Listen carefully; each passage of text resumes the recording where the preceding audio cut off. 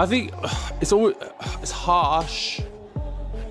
It is. Your voice just broke when you said that. Yeah, it is harsh, but it's not untrue. It's a real difficult one because I'll never want to disrespect someone that steps in the ring and has a fight and puts themselves in harm's way.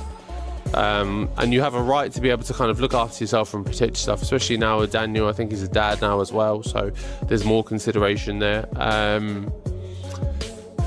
But the boxing community as a whole, they want you to live by the sword and die by the sword and go out on the shield kind of thing. And if you deviate from that in the slightest, they are quick on you and just, like you say, call you a quitter.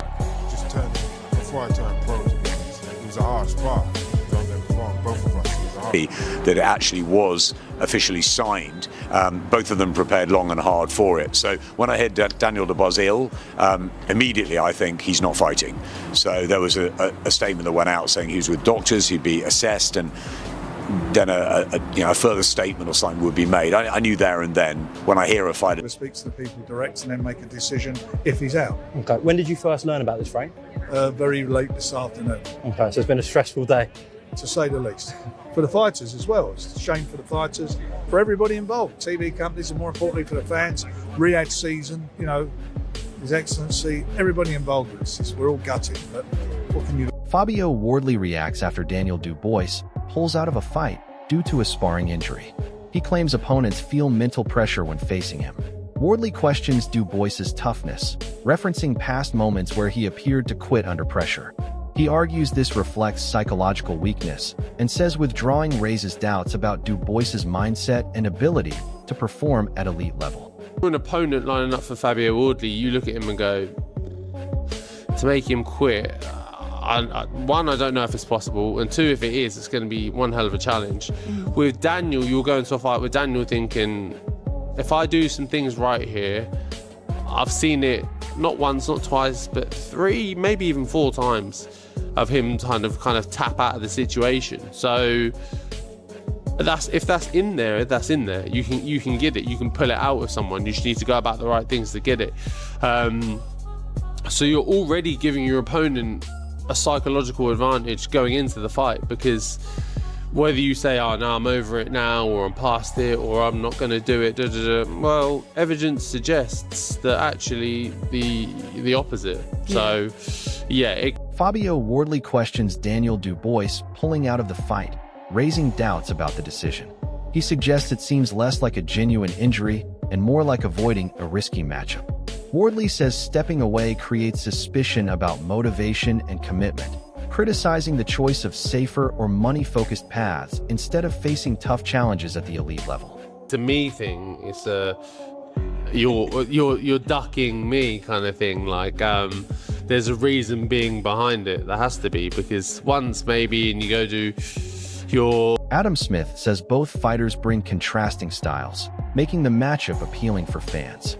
He notes Daniel Dubois is under significant emotional pressure after the withdrawal, with his team also handling the situation behind the scenes.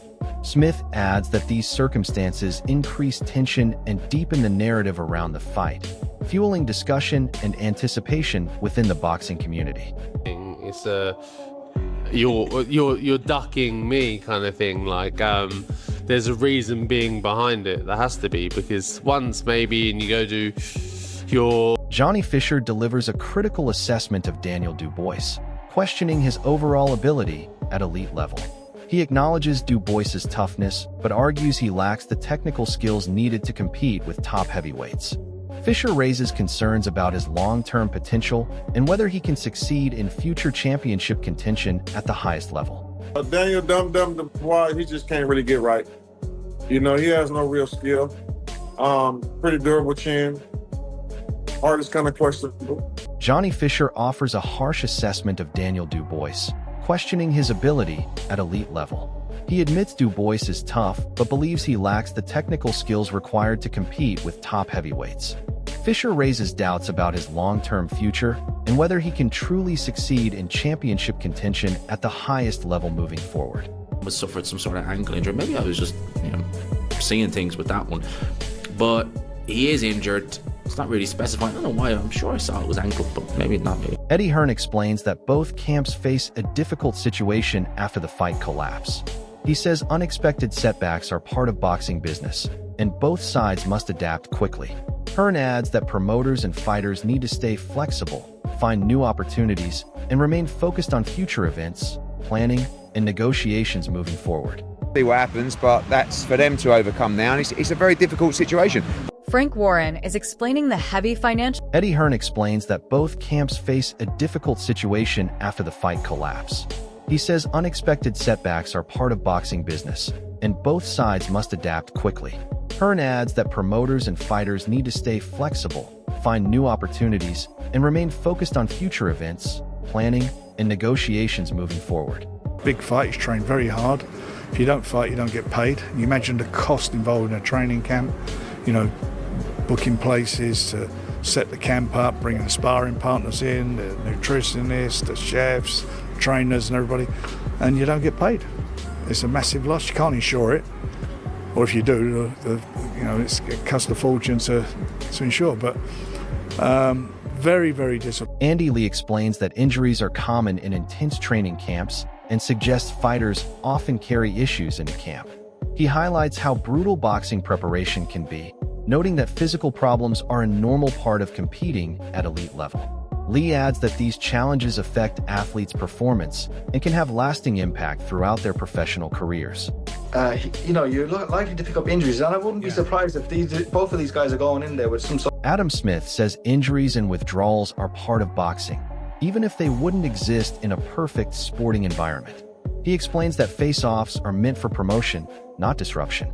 Smith adds that Dubois's withdrawal has increased tension around the fight, placing pressure on Wardley while raising questions about Dubois's consistency at elite level. You know, I'm pissed off as well, but shit happens and it's one of them things. Johnny Nelson says Daniel Dubois is improving technically and entering a strong phase of his career. He points to recent wins as confidence building for his mindset. However, the withdrawal changes things, as Wardley remains active and ready while Dubois's momentum is disrupted at a crucial moment, raising questions about timing and consistency moving forward. You've got to adjust and you've got to go forward no matter what, so you want to go forward and hopefully he recovers and gets better soon. The lesson in that is, you know, the fighters that are at home, that dip in and out of the gym, or they do this as a part-time thing, and they try and cheat boxing. You can play every sport in the world, golf, football, tennis, whatever. You can't play boxing because it's the only place, as Brendan says, you can legally get killed. Johnny Nelson addresses confusion and rumors around the fight, saying misinformation has been spreading. He dismisses poisoning claims and calls for clarity instead of speculation.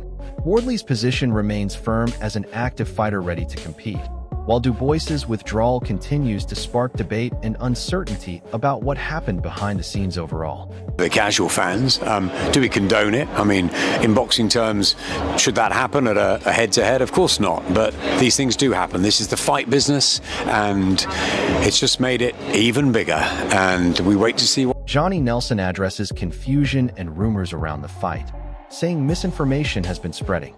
He dismisses poisoning claims and calls for clarity instead of speculation. Wardley's position remains firm as an active fighter ready to compete, while Dubois's withdrawal continues to spark debate and uncertainty about what happened behind the scenes overall. Better boxer, the better fighter is Daniel Dubois. And Daniel Dubois is at the right age, right part of his time. He's had the right run lately to go in there as a confident fighter. You know, fighters have to do certain things to get themselves to believe in themselves, believe that they're capable of doing. You know, that his run of last 3 fights has made this guy think, I can walk through walls. So this